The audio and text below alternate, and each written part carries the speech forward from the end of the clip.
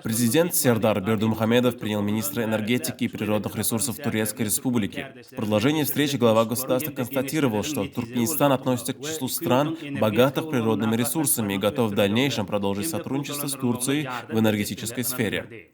Как отмечалось, в настоящее время одним из важнейших вопросов является транспортировка туркменского газа в Турецкую Республику, а затем в страны Европы.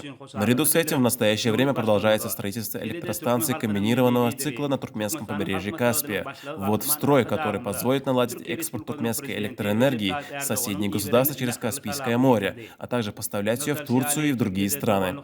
В этой связи предметом обсуждения стали возможности наращивания взаимодействия в вышеназванных направлениях. В данном контексте глава государства подтвердил готовность рассмотреть предложения и поддержать плодотворные инициативы турецкой стороны.